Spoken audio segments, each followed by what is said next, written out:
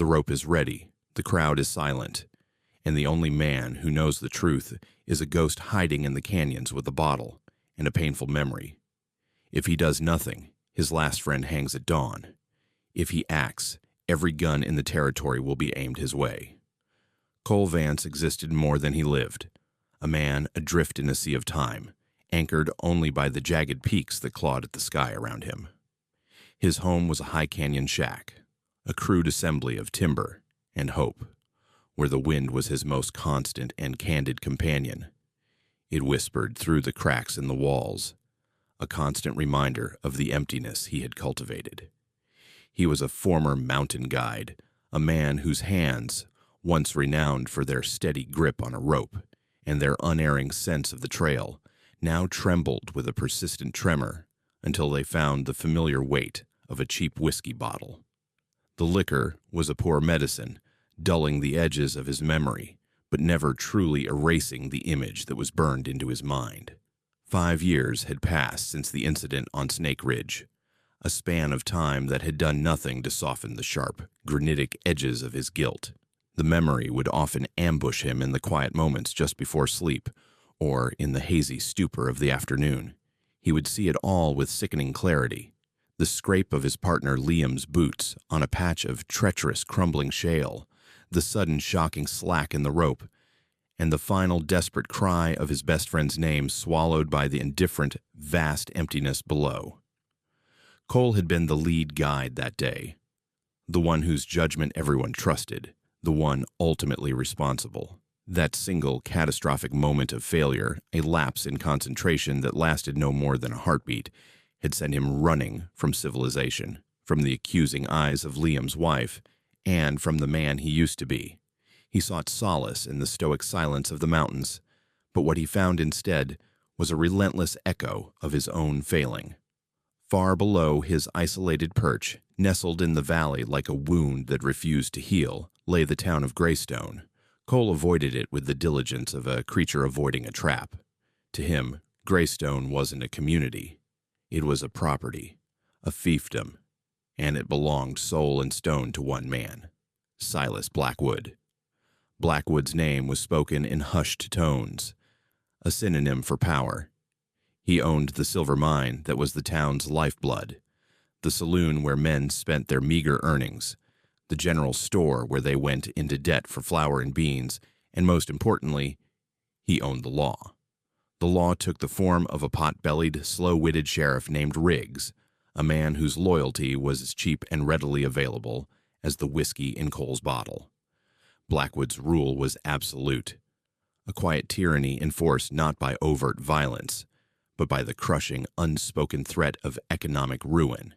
He held the mortgages, signed the paychecks, and controlled the flow of goods, all under the guise of progress and benevolent order for the dusty, sun-beaten inhabitants who knew better than to question their master. A low, guttural rumble from the valley floor was the first sign. It was a sound that vibrated through the soles of Cole's worn boots, a sound the earth makes when it is disturbed. Long before the thick, choking cloud of yellow dust rose above the entrance to the Prosperity Mine, Cole knew something was terribly wrong.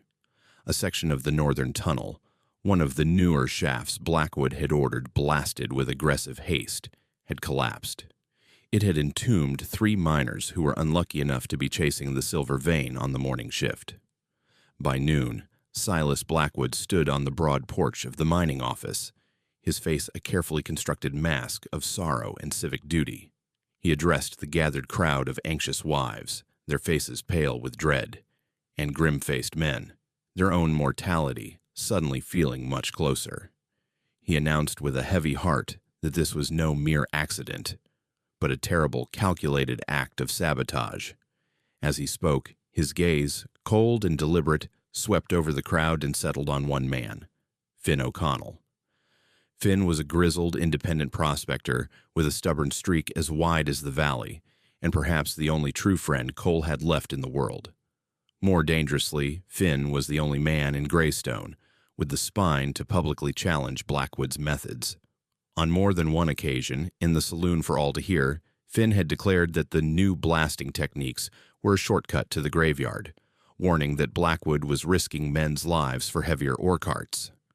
Within the hour, as if on cue, Sheriff Riggs waddled out of Finn's small, tidy cabin. He held up a set of drills and a half-empty box of dynamite caps for the crowd to see, presenting them as the indisputable tools of the saboteur. From his remote vantage point, Cole watched the grim theater unfold through his field glasses. A sour taste filled his mouth, a bitterness that had nothing to do with the whiskey. It was all too clean, too perfectly staged. Finn was argumentative and had a temper, but he valued human life above all else. He was a builder, not a destroyer, and Cole knew, with a certainty that chilled him to the bone, that his friend was being fitted for a hangman's noose. Silas Blackwood was a master of political theater and understood that power wasn't just held, it had to be demonstrated. He knew the value of a public spectacle, especially one that served as a stark and brutal lesson to anyone else contemplating dissent. He wasted no time organizing a swift trial for Finn O'Connell. It was to be held not in a stuffy courthouse, but right in the center of town, on a makeshift stage where every man, woman, and child in Greystone could witness the inexorable march of Blackwood's justice. The jury was a carefully selected panel of 12 men, all of whom owed their jobs, their homes, or their continued health directly to Blackwood. The judge was a traveling magistrate with a fondness for high-stakes poker and a history of settling his considerable gambling debts with favors to powerful men. The verdict, therefore, was a foregone conclusion before the first witness was even called. Finn stood tall, his face bruised from the arrest, and denied the charges with a clear, steady voice. But his words were empty sounds in a room where the truth had no currency. After less than an hour of performative testimony, he was found guilty of 3 counts of murder. The judge, barely looking up from his papers, sentenced him to hang on the main square at dawn the very next day. A wave of profound and fearful silence washed over the citizens of Greystone. It was the silence of complicity, the silence of fear. Many of them had known Finn for decades, had shared drinks with him, had sought his advice. In their hearts, they knew he was innocent, but their hearts didn't pay the bills. Their mortgages were held by Blackwood's bank. Their tables were filled with food from Blackwood's store, and their children's futures depended on the continued operation of Blackwood's mine. Dissent was a luxury they simply could not afford. For Cole, watching through his glasses as 2 of Blackwood's men began constructing the gallows against the blood-red canvas of the setting sun, the scene was a visceral, painful echo of his own past failure. He saw another friend standing on a precipice, another life he was about to lose through his own cowardly inaction. The mountains that had once been his refuge now felt like the walls of a prison, and he was beginning to realize that you can't outrun the man you're supposed to be. The entire night was a brutal, relentless war waged within the confines of Cole's mind. He paced the cramped floor of his cabin, a feral energy coursing through him. In one hand, he held the bottle of whiskey, its amber liquid a promise of oblivion. In the other, he clutched his old Colt revolver, its cold, dense steel a promise of violent resolution. The 2 objects represented his 2 paths, the 2 men he could be by sunrise. The first path was easy. He could saddle his horse, ride west, and never look back at the smoking ruin of Greystone. He could find another anonymous mountain range, another secluded shack, and drown his conscience in a river of alcohol until it finally blessedly stopped screaming at him. But to interfere, to choose the second path, meant stepping back into the very world he had so desperately fled. It meant making a direct enemy of the most powerful and ruthless man for 100 miles in any direction. It meant turning himself from a ghost into a target, a man with a price on his head. He finally slumped into a chair, exhausted by the internal battle, the cold weight of the revolver a stark and heavy contrast to the fire of shame in his gut. A promise, long buried under years of alcoholic haze and self-pity, surfaced in his memory with perfect clarity. It was a pledge made to Liam years ago, sworn over a crackling campfire high in the peaks, their faces flushed with whiskey and camaraderie. "We always look out for our own, Cole," Liam had said, clapping him on the shoulder. "No matter what. No man left behind." The words, which had seemed like a simple drunken boast at the time, now held the sacred weight of a commandment. As the first faint gray light of dawn began to creep over the eastern peaks, painting the sky in shades of slate and rose, Cole looked down at the town. The stark, naked frame of the Gallows stood silhouetted against the morning light, a brutal punctuation mark at the end of his friend's life. That sight was the final push he needed. It broke through the fog of his apathy and solidified his resolve. He knew he was no hero, no righteous lawman on a noble quest. He was just a broken man, haunted by his ghosts and tired of running. But he was also the only person in the entire world who could stop the injustice about to unfold. With hands that were now surprisingly steady, he methodically broke down, cleaned, and oiled the old Colt, the familiar ritual calming his frayed nerves. A desperate, impossibly dangerous plan began to form in the quiet stillness of his mind. The town square was suffocatingly quiet, the air thick with a tension that was almost palpable. The collective breath of Greystone was held in anxious, fearful anticipation, the silence broken only by the creak of a weather vane and the nervous snorting of a horse. Finn stood on the Gallows platform, his hands bound tightly behind his back, his face a defiant mask of bruises and cuts. He scanned the crowd, not with fear, but with a look of profound disappointment. Sheriff Riggs, sweating profusely under the strengthening morning sun, fumbled with the thick, coarse rope, his fat fingers struggling to properly adjust the hangman's noose around Finn's neck. At that precise, critical moment, from a concealed perch on the flat roof of the assayer's office across the square, Cole took a deep breath, let half of it out, and took aim. He didn't aim for Riggs, or for Blackwood who watched from his balcony, or for any of the armed guards positioned around the Gallows. He aimed higher, at a single, crucial point, the heavy iron shear pin holding the pulley mechanism for the mine's main winch, which loomed over the eastern side of the square like a metal beast. The crack of the Colt revolver was sharp and clean, a sound that ripped through the morning quiet like a thunderclap from a clear blue sky. The bullet, fired with the unerring accuracy of a man who once lived by his aim, struck the iron pin perfectly. It sheared the pin in two with a high-pitched metallic shriek. For a heartbeat, nothing happened. Then, with a deep groan of tortured metal, the massive ore bucket, filled with a ton of rock and gravel, plummeted from its housing. It crashed into the street with a deafening, cataclysmic roar, exploding on impact and sending stones, splinters of wood, and panicked citizens scattering in every direction like startled birds. The town square instantly devolved from a place of solemn execution into a scene of pure screaming chaos. In the midst of the confusion, Cole leapt from the low roof into a conveniently placed hay wagon below, the soft hay breaking his fall. He was on his feet in a second, sprinting toward the Gallows through the swirling storm of dust and people. He vaulted onto the platform, used his knife to slash the rope binding Finn's hands, grabbed his stunned friend by the arm, and yelled, "This way, now." Together, they plunged back into the panicked crowd, fighting their way through the screaming, disoriented mass of people, and disappearing into the labyrinth of alleys that led back toward the unforgiving, but welcome, sanctuary of the canyons. Silas Blackwood's fury was a palpable force, as cold, hard, and dangerous as the silver his men pulled from the dark heart of the earth. He stood on his balcony, gripping the ornate iron railing so tightly his knuckles turned bone white, and watched the chaos in the square subside into a landscape of debris and fear. His perfectly orchestrated lesson in power had been spectacularly ruined. In a voice trembling with rage, he immediately declared a staggering reward of $500 for the capture of Cole Vance, specifying his preference for dead or alive, with a chilling emphasis on the former.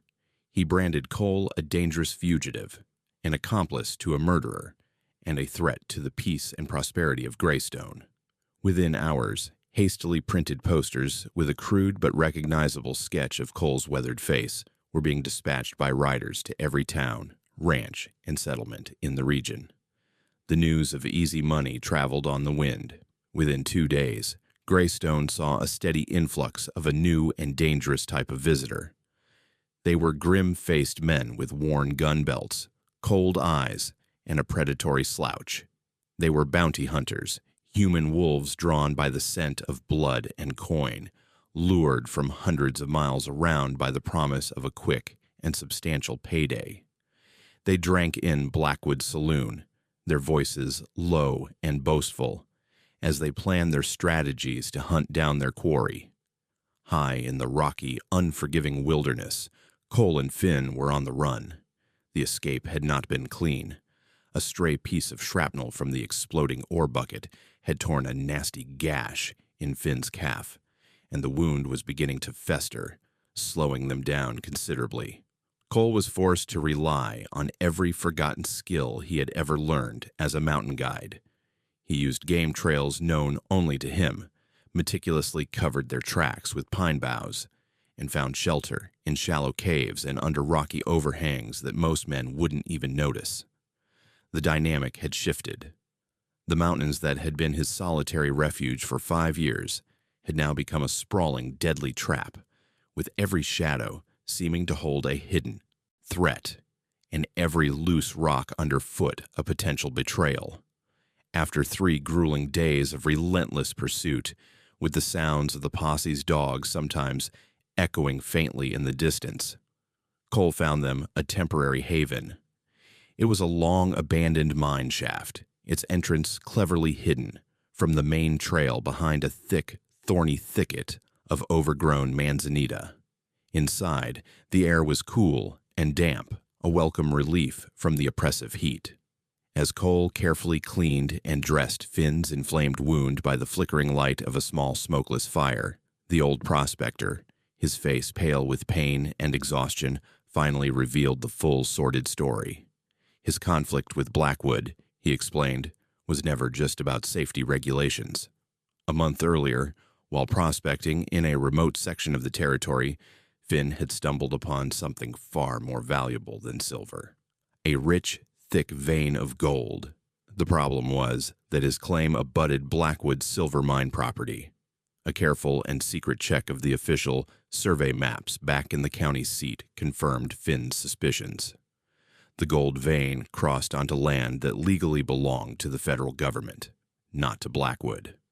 Blackwood had found out about Finn's discovery, and, under the cover of his silver mining operation, had begun illegally mining the gold, falsifying his shipping ledgers to pass it off as low-grade silver ore. The tunnel collapse was no accident, and it wasn't Finn's sabotage. It was Blackwood's own brutal solution. He had deliberately caused the collapse with a carefully placed explosive charge to eliminate a few miners on that crew who were getting suspicious and asking too many questions. More importantly, it created the perfect pretext to frame and eliminate Finn, the only man who could definitively expose his entire fraudulent operation. Before his arrest, knowing something was wrong, Finn had managed to make copies of the crucial survey maps and Blackwood's incriminating shipping ledgers. He had hidden the packet of documents in a secure, secret place in town. As Finn finished his story, his voice a low rasp in the quiet of the mine, Cole felt a profound shift inside him. The world contracted to a single, sharp point of clarity. Escape was no longer an option. This was about more than just saving his friend's life. It was about tearing down a house of lies that had been built upon the graves of innocent men. Returning to Greystone was a tremendous, almost suicidal risk, but it was a risk Cole knew he had to take. Under the concealing darkness of a moonless night, he slipped back into the town he had avoided for 5 years, moving through the familiar back alleys like a ghost from the past. He was a shadow among shadows, his senses on high alert. He needed to retrieve the documents Finn had hidden, and he knew he couldn't do it alone. His destination was a small, neat home on the edge of town, the home of Eloise Miller, the the widow of one of the men who had been killed in the mine collapse. He remembered her from his previous life as a quiet but fiercely intelligent woman, her eyes missing nothing, a person who had never trusted the easy smiles and false promises of Silas Blackwood. He found her sitting on her porch in the darkness, a heavy shotgun resting across her lap, its twin barrels glinting faintly. She was wary at first, her eyes filled with a mixture of deep-seated grief and sharp suspicion when he emerged from the darkness. He didn't try to charm her or threaten her. He knew that would be useless. He simply stood a respectful distance away and told her the truth, laying out the ugly details of Blackwood's greed and deception, explaining exactly how and why her husband had been murdered. He spoke in a low, steady voice, and as she listened, he saw the armor of her suspicion begin to crack and melt away, replaced by the chilling, focused heat of a cold, simmering anger. Her trust, once earned, was total. Eloise not only guided him to the hiding place, a small oilskin-wrapped packet of documents stashed beneath a loose floorboard in the back pew of the town church, but she also provided crucial, game-changing information. The miners, she explained, were on the verge of a full-blown revolt. They were sick of the dangerous conditions, the low pay, and Blackwood's callous disregard for their lives. The framing of Finn and the subsequent collapse had been the final straw. Eloise, respected and trusted among the mining families, agreed to become his eyes and ears inside the town, a vital and courageous link in a chain that was beginning to tighten around Silas Blackwood.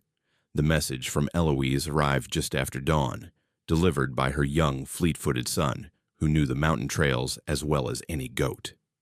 The news was grim. One of the bounty hunters had found Finn's trail.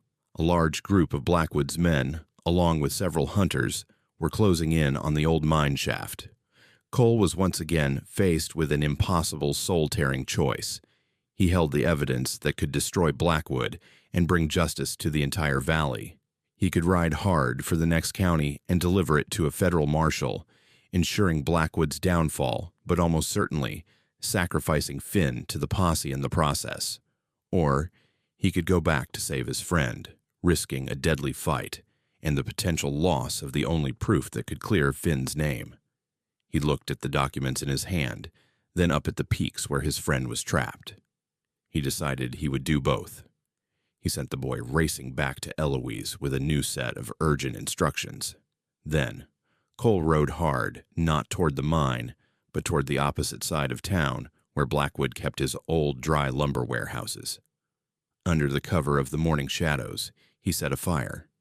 The dry timber caught instantly, and within minutes, massive plumes of black smoke were billowing into the sky, and bright orange flames were leaping from the roof. The fire created the perfect, chaotic diversion. Alarms rang out, and men shouted as the majority of the posse and Blackwood's men, seeing a direct threat to their boss's assets, abandoned their hunt for Finn and raced back toward the town. While Greystone descended into panic, Cole wheeled his horse around and raced back toward the mountains. He reached the abandoned mine just as the remaining handful of hired guns were moving in for the kill. A vicious firefight erupted amongst the towering red rock formations and canyons. Cole was heavily outgunned, but he had a superior weapon, an intimate, lifelong knowledge of the terrain. He used the confusing canyons, the disorienting echoes, and the deep shadows to his advantage, turning their organized hunt into his deadly game of cat and mouse. Cole and Finn fought back with a desperate ferocity, making every single bullet count, but they were being systematically pinned down, their ammunition dwindling with alarming speed as chips of rock exploded around them. Just as their situation seemed utterly hopeless, a new, unexpected wave of gunfire erupted from the ridge behind the bounty hunters. It wasn't a marshal's posse. It was the miners. Led by a rifle-wielding Eloise, they had armed themselves with hunting rifles, shotguns, and sticks of blasting dynamite, their years of simmering rage finally boiling over into open armed rebellion. The hired guns, caught completely by surprise in a devastating crossfire, broke and fled into the wilderness, their lust for money extinguished by their fear of death. In the ensuing chaos, Silas Blackwood himself rode up on his magnificent black horse, his face a mask of disbelief and apoplectic fury as he saw his carefully constructed empire of fear crumbling before his very eyes. He spotted Cole among the rocks, and with a roar of rage, charged forward, drawing his ornate, silver-inlaid pistol. The final confrontation wasn't just a shootout, it was a collision of two opposing worlds. It was the raw, untamed spirit of the mountains against the cold, calculated greed of industry. Cole, agile and fueled by a clear, righteous purpose, met Blackwood's brute force with calm, calculated precision. As Blackwood galloped closer, Cole fired not at him, but at the rock face just above his head. The ricochet caused Blackwood's horse to rear violently, throwing him to the ground. A second shot from Cole's Colt tore the pistol from Blackwood's hand, sending it spinning into the dust. Unarmed, unhorsed, and surrounded by the hard, accusing faces of the men he had exploited for years, Blackwood was finally powerless. Cole walked forward, picked up the oilskin packet of documents from the ground, and held them up for all to see. "Here is the truth," he said, his voice ringing with an authority he hadn't felt in 5 years. "And here is your justice." He tossed the evidence to Eloise before turning to the defeated tyrant, leaving his fate in the hands of the crowd. The arrival of a federal marshal 2 days later, flanked by a small contingent of deputies, was merely a formality to legitimize what the people of Greystone had already achieved.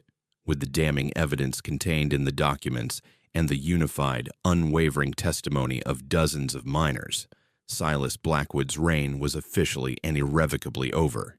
He was taken away in irons, his face a stony mask of indignation, to face federal charges of fraud, theft, and murder. All charges against Finn O'Connell were immediately and publicly dropped. He found himself being clapped on the back and hailed as a hero, a role he accepted with the uncomfortable, grumbling demeanor of a man who preferred the company of rocks to people. In the days that followed, a new energy coursed through Greystone. The miners, with the practical guidance of Finn and the steady organizational hand of Eloise, formed a cooperative to take over the management of the mine. They held meetings in the saloon, their voices loud and full of ideas, vowing to run the operation fairly, safely, and for the benefit of all. A new chapter was beginning for the town, one built on the promise of shared ownership, rather than the reality of singular tyranny. In a formal town meeting, the newly formed council offered Cole the position of town sheriff, seeing in him the kind of quiet strength and unwavering integrity the town desperately needed to build its future. He listened to their offer patiently, and then politely, but firmly refused. Standing on the edge of town later that day, looking at the hopeful, bustling activity in the streets below, he felt a sense of peace, not of ownership. He understood that his part in this story was over. He had not sought power or a position. He had only sought to settle a long overdue debt with his own conscience. That debt, he finally felt, was paid in full. Cole shared a final quiet drink with Finn and Eloise at the town saloon.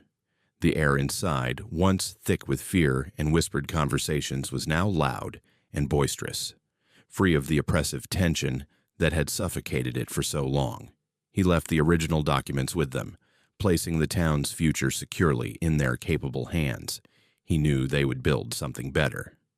In the crucible of the past week, in confronting Blackwood, he had finally been forced to confront the ghost in himself. He now understood that guilt wasn't a life sentence to be served in the solitary confinement of regret. It was a deep wound, and a wound could only be healed not by hiding it, but by the clean, painful work of stitching it closed through action, by taking a stand for something right and decent in a world that often was not.